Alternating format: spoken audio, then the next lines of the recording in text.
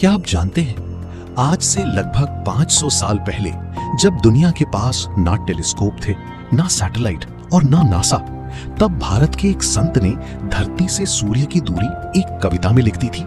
और हैरानी की बात यह है कि वो दूरी आज के आधुनिक विज्ञान से लगभग मेल खाती है। क्या सच में हनुमान चालीसा में एक खगोलीय रहस्य छिपा है? आइए जानते हैं। अनंत ब्रह्मांड, अरबों सितारे और उन सितारों के बीच दहकता हुआ हमारा सूर्य। आज इंसान के पास विशाल टेलीस्कोप है, अंतरिक्ष स्टेशन है, नासा जैसे आधुनिक संस्थान है। लेकिन सोचिए, अगर मैं आपसे कहूं कि आज से लगभग 500 साल पहले भारत के एक संत ने धरती से सूर्य की दूरी एक कविता में लिख दी थी, तो क्या आप विश्वास करेंगे? ये कहानी शुरू होती है 16वीं शताब्दी के भारत से, जहां गंगा के तट पर दीपकों की लौ के बीच एक संत बैठकर ऐसा ग्रंथ लिख रहे थे जो आने वाले सैकड़ों वर्षों तक करोड़ों लोगों की आस्था बनेगा। उनका नाम था गोस्वामी तुलसीदास। उन्होंने रची हनुमान चालीसा, लेकिन इस चालीसा की एक चौपाई में ऐसा रहस्य छिपा था जिसे आधुनिक विज्ञान सदियों बाद समझ पाया। चौपाई थी, जुग सहस्त्र जोजन पर भानु, लीलियो ताही मधुर फल जानू। साधारण अर्थ में इसका मतलब है कि हनुमान जी ने सूर्य को एक मीठा फल समझकर निगल लिया था। लेकिन जब इस चौपाई को गहराई से देखा गया तो इसके भीतर एक अद्भुत खगोलीय गणना छिपी मिली। आइए अब इस रहस्य को धीरे धीरे समझते हैं। पहला शब्द है जुग।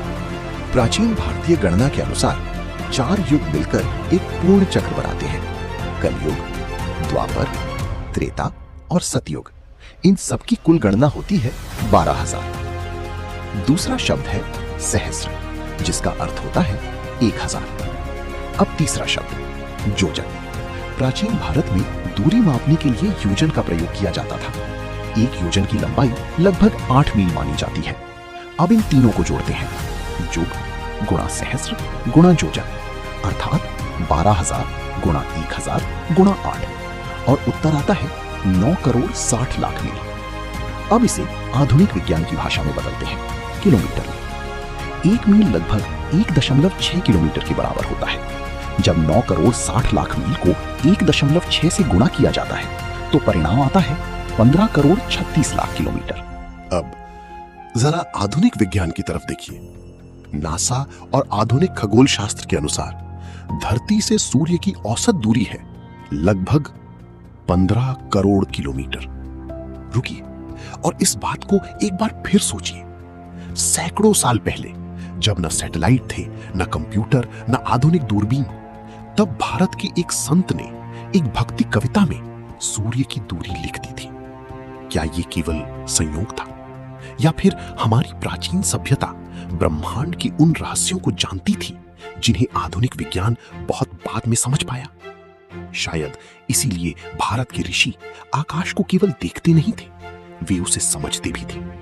हनुमान जी का सूर्य की ओर उड़ना सिर्फ एक धार्मिक कथा नहीं, बल्कि मनुष्य की उस जिज्ञासा का प्रतीक है जो हमेशा ब्रह्मांड के रहस्यों को जानना चाहती है। ये चौपाई हमें सिखाती है कि आस्था और विज्ञान एक दूसरे के विरोधी नहीं है, बल्कि दोनों मिलकर सत्य की खोज करते हैं।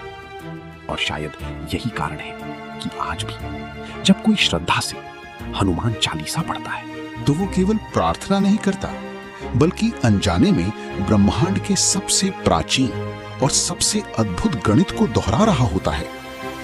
यदि आपको ये वीडियो अच्छी लगी हो तो वीडियो को लाइक और शेयर अवश्य करें। और हमारे प्राचीन भारत और प्राचीन वैदिक रहस्यों के बारे में कुछ जानने को मिला है तो चैनल को सब्सक्राइब करें और कमेंट में ये जरूर बताएं कि आप किस स्टेट से आप ये वीडियो देख रहे हैं। जय हनुमान। धन्यवाद।